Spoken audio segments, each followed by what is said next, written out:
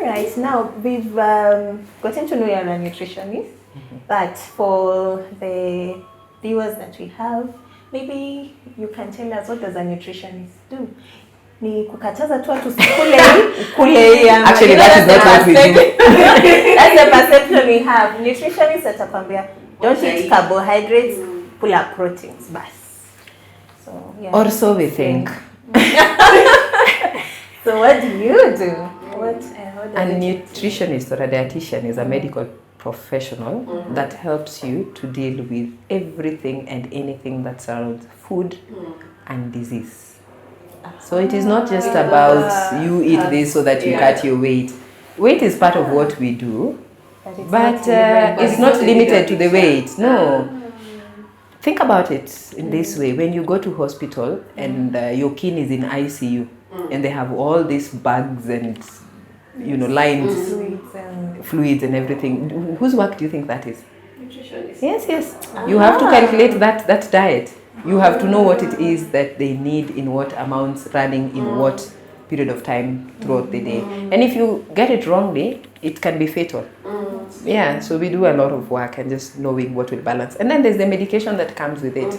As you're being given the medication, what is the interaction of that medication with the food that the patient is getting? For how long can they get it? Why do they need it? What needs to be more than the other? So there's that. But also there's nutrition in different fields. There are people who work in the food industry, knowing what combinations you require in your food for it to be healthy, the preservation methods and what has been used. There are people who work in sports. Okay, I've done quite a bit in sports nutrition. At one time I coached the junior golf team and a lot of other sports team, the basketball academies and all that. So it is not just about you getting to talk about what you can eat or what you can't eat. And what I love the most is nutrition in diabetes prevention and management. And that comes with a lot of the medical side of it. Because I have to know, if you have diabetes, what type is it? How old are you? What are the complications that are associated with it? So that when I am taking care of you, I'm not just taking care of the sugar, I'm also taking care of you as a whole human being. And what else are you suffering? Do you have hypertension? Do you have high cholesterol? Do you have a heart condition? Do you have a kidney problem? It's the whole entire human being. So I must know the medicine that goes with that, and then how does food interact, and how do we make it even better. So you work closely with other specialties? Yes, the endocrinologists, the diabetologists, and you the cardiologists. Yes, nephrologists, gynecologists. Yes, and even pediatricians. Yeah, because it's a whole human being. Every human. Yes, gastros. People are complaining about acidity. Everyone has acidity and popping pills here and there. You have to work with a gastroenterologist to just know what it is that they're going through. Yes. That's interesting. So C2. Sikule.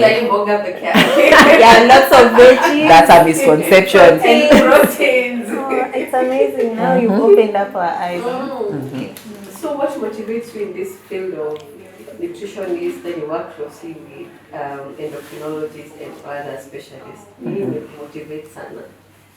I like the fact that I see change and see it in real time. That just makes me happy. The hope that you're able to give to a patient and their family. The fact that people come broken and they're able to go back with a lot of hope and the amazing smiles on their faces. the prayers of the patients that you see, a mother who comes in distraught with a child who's just been diagnosed with diabetes, thinking the world has come to an end, and you're able to give hope, you're able to walk the journey with them, and they see their children grow.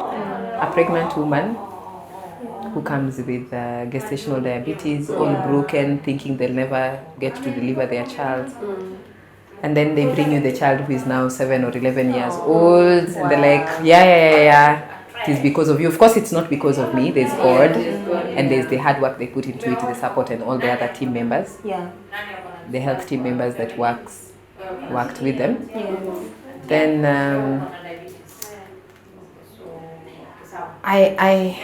there's one lady, and I have permission from her. I will not just say her name, but I have permission from her to talk about this. She was coming in with her mother to seek a second, or was it a third opinion?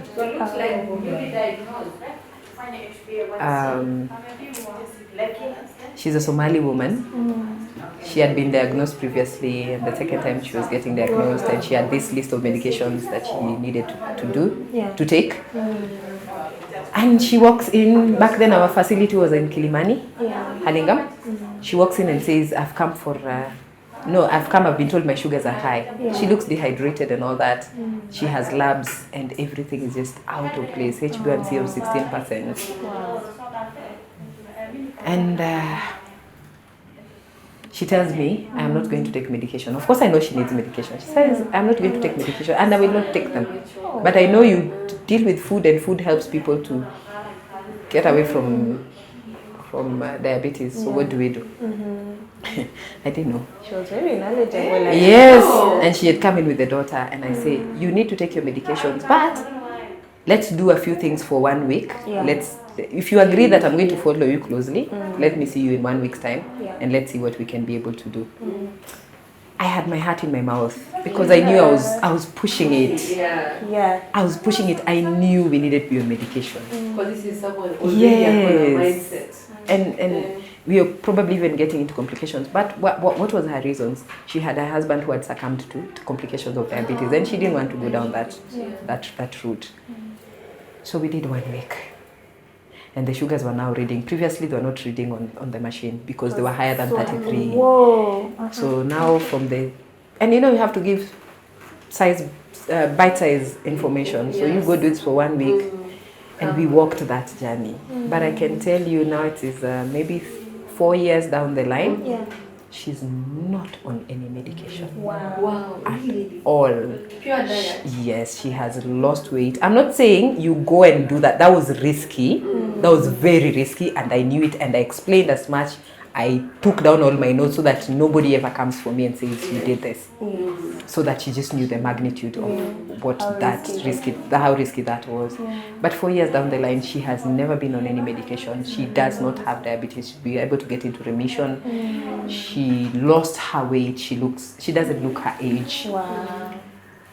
Well, let's just say every family member that visits her from wherever you are, you must end up at my desk for whatever reason, just to check if you have a problem, and if you have, we start walking the journey with you. So many years down the line, I think 2 or 3, her own daughter gets to be diagnosed with diabetes, and the first thing she says, I am not seeing anybody else. I need to see Betty. Calls me in a panic, comes and sees me, we run tests, and the liver is just all over the place and everything.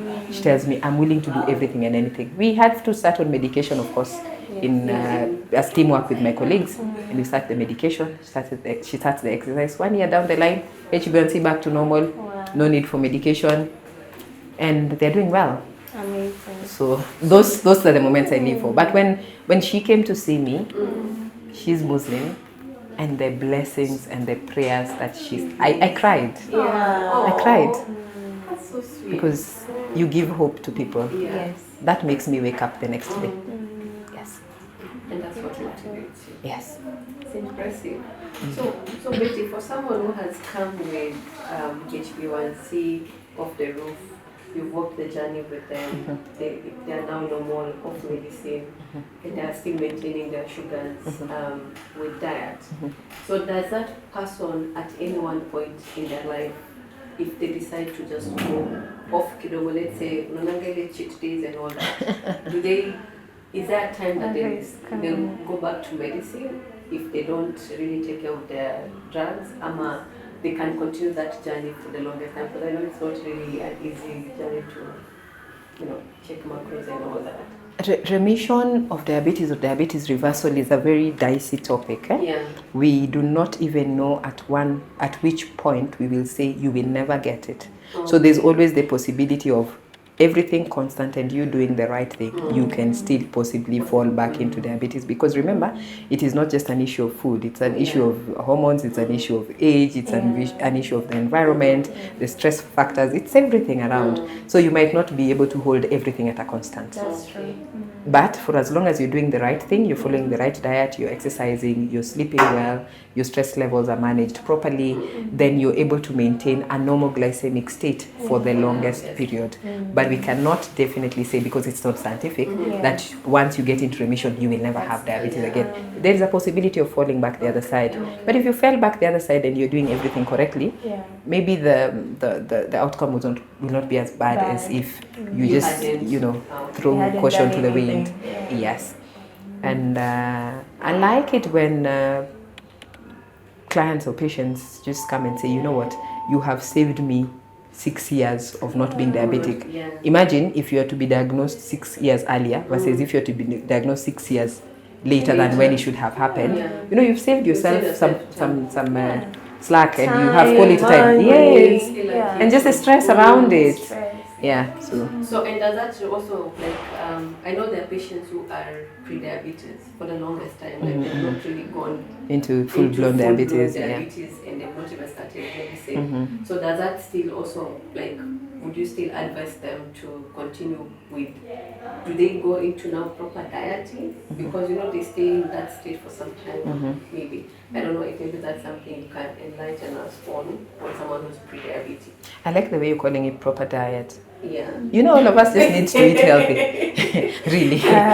The bottom line is we all just need to eat healthy, really. We don't have to wait for a disease to start behaving. It's not a carrot being dangled, do this or I take it away. No, all of us just need to eat healthy. Sure. And there is a notion that maybe we need to break, that if you go onto medication, it's a very bad thing, you shouldn't. It is. There is a role that medication plays in your life, whether to prevent a disease or to help you manage it or to prevent you from getting into complications. So you shouldn't really look at medication as that bad thing that you should never start and all that. If you start it, there's something it's doing. I always give an example to my patients of if you were to break your wrist and that bone there gets crushed and you get a metal plate to replace it. It's not giving you your bone, but it is helping you to do the things that you would do even if your bone is no longer there in its form. So don't look at medication in that way. If you can stay away from medications, okay, but there's a role it plays. There's a role it plays. Right. I think as we wind up, maybe something that people don't know about you that you'd like to tell us even as we close up on this. I know most people didn't know that I can actually braid hair. Yes, that's I can braid hair and I can make clothes. I can stitch. Didn't know that. Yes, I can stitch. Those are very important skills. You needed to have some of those things living and growing up in Kibera. And there are people who've seen me on the professional side and do not know that I sing. They don't know that I sing. She's a singer as well. And we'll come to that. Yes, and that I sing soprano. Yes. All right. Oh, that's nice. We're really happy and it's quite a good discussion. Nitakuletea material by the way will I find the time? I don't know. I may not find the time. But sometimes when you I don't know if people knew I'm a runner, though now I can't run for medical reasons. But I loved running. You know that runners adrenaline. There's a feeling that only runners will know. It is sweet. The fact that you can get into a half marathon and ace it and you didn't die. You actually have a conversation. You have a conversation at the end of the marathon. I love that. I love that. Yeah, also it And when people get shocked that I have children. it's so fine. Whose mother? I can't believe it. Yeah. Yes, Amazing. it's God's grace and yeah, grace really. Barikiwa. Yes, yes. Anyway, now that we're winding up, Mm-hmm. I would like to say thank you for joining the conversation, the interesting conversation with Betty. And we're hoping that you'll join us in more interviews at Knowing Your Maestros. And stay tuned and follow us on our social media handles as well as subscribe on our YouTube channel.